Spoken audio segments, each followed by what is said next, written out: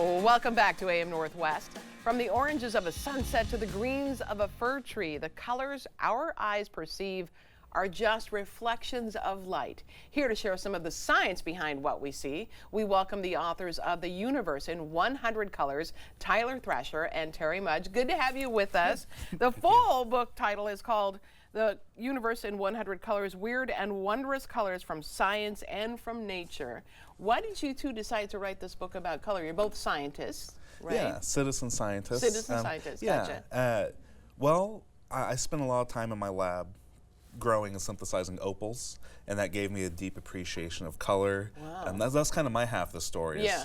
I fell in love with color, and then I came to Terry, and I was like, could we collaborate on something? And it was a color book. Yeah. And I run a science shop, and we have all sorts of specimens and materials that are just mind-blowing to see how colorful, and the chemical reactions that make certain colors is just amazing. So we quickly made a list. Oh, wow. Okay, let's start with a couple of them.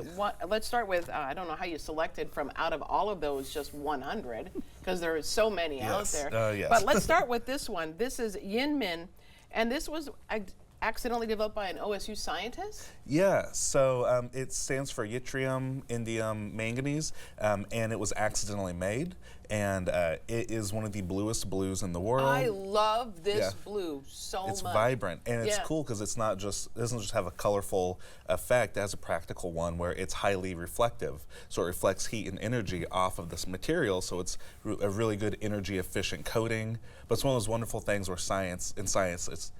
they didn't set out to make this bright blue. It was an accidental byproduct. Wow. I mean, I would have thought there was a time before that. I always think of that as like cobalt blue. Is that what it's cobalt called? blue, Prussian blue. There's a lot of blue blues out there, and this one just kind of came in on accident and was like, we're a little more blue than that. Because other blues sometimes soak in the light, don't they? Yeah, they absorb different wavelengths. And this one happens to reflect a very narrow range of wavelengths to give it this bright blue appearance. What is color? How would you define it? So color, all that comes down to is light, and specifically light in a very specific range of the electromagnetic spectrum that we can see.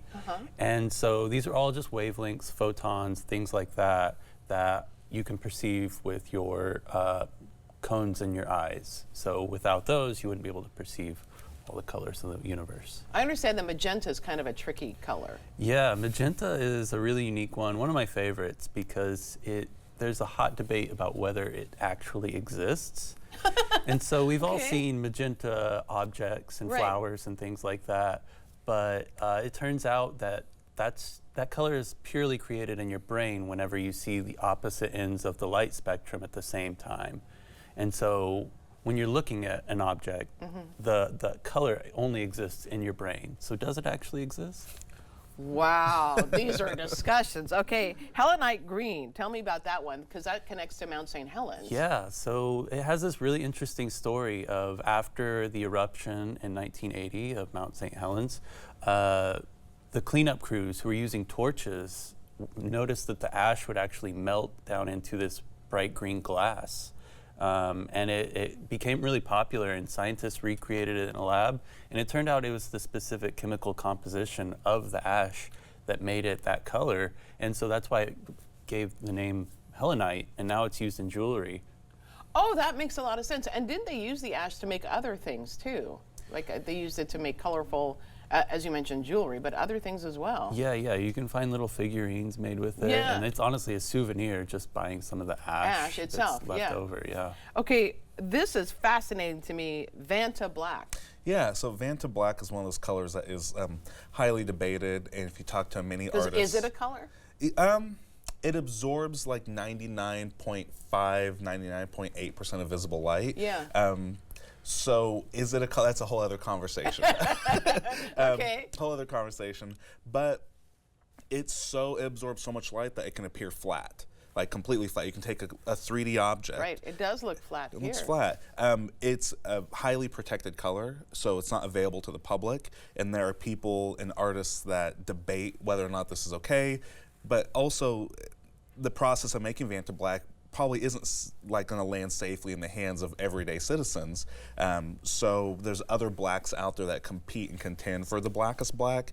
And if you talk to a lot of artists, there's this sort of race to the accessibility of the blackest black. But Vanta Black is one of the blackest black substances. Why is it so controversial, though? I'm not understanding that part. So, yeah. It can disappear. It looks like it's like you're in a deep hole. So imagine producing a material that absorbs so much light that it appears like a flat black void. That's really cool. Oh, okay. But imagine that only one artist, Anish Kapoor, who came in, swooped in, and was like, I got the rights to use it, and it's not available to the public. Oh. So there's a lot of artists who are upset. Like, can you sort of gatekeep a color? Is that okay? Or a material? Yeah.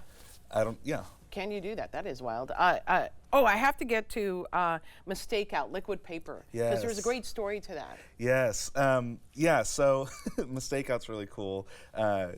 It was developed by Betty Graham, and she was a secretary who got really tired of having to retype out mistakes. Totally. And she was in her kitchen, took some titanium dioxide, some different tempera paints and stuff, and mixed them up in her blender and made a material that she could go over and wipe over mistakes and retype over them. Yeah. And all of her fellow secretaries were like, this is actually really time saving. We want this. So she started selling it to her coworkers, and then she got fired from her job for her side hustle, went full in on her side hustle to make Mistake Out, which turned into liquid paper, and it was bought for, I think, $47 million. Wow.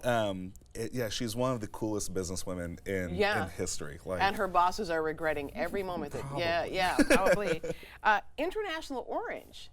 Yeah, so this is a color that you see with like the iconic NASA orange spacesuits. And so they developed this color specifically for its extremely high visibility. So they wear Makes sense.